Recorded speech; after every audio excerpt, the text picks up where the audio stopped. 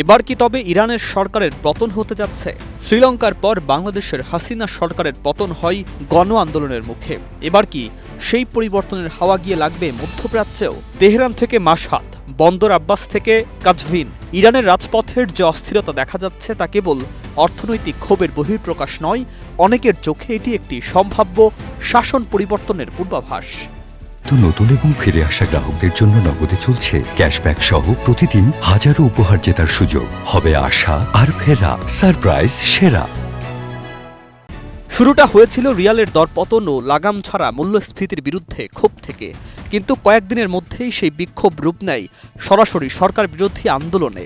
সর্বোচ্চ নেতার বিরুদ্ধে স্লোগান, ১৯৭৯ সালের বিপ্লবের প্রতীকগুলোকে উল্টে দেওয়ার আহ্বান, এমনকি পাহলভী রাজবংশের প্রতি সমর্থনের প্রকাশ। সব মিলিয়ে আন্দোলনের ভাষা স্পষ্টভাবে রাজনৈতিক।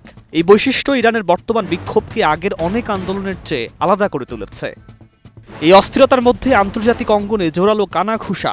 যুক্তরাষ্ট্র কি পরোক্ষভাবে এই আন্দোলনকে উস্কে দিচ্ছে? ওয়াশিংটনের কড়া বক্তব্য, মানবাধিকার লঙ্ঘনের প্রশ্নে প্রকাশ্যে হুঁশিয়ারি এবং ট্রাম্পের হস্তক্ষেপের প্রস্তুতি সংক্রান্ত মন্তব্য, সবকিছু মিলিয়ে তেহরানে সন্দেহ আরও গভীর হয়েছে।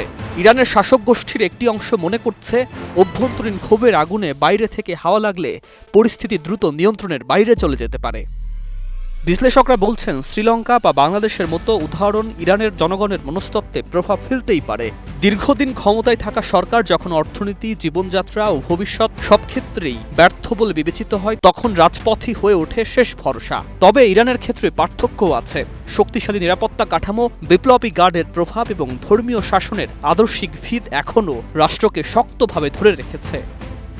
তবু প্রশ্ন থেকেই যায়, এই আন্দোলন কি শুধু ক্ষোভের বিস্ফোরণ, নাকি সত্যিই কোনো বড় পরিবর্তনের সূচনা? যদি বিক্ষোভ আরও বিস্তৃত হয়, নিরাপত্তা বাহিনীর ভেতরে ফাটল ধরে এবং আন্তর্জাতিক চাপ একসঙ্গে বাড়ে, তাহলে মধ্যপ্রাচ্যের রাজনীতিতে একটি বড় ভূমিকম্প অসম্ভব নয়।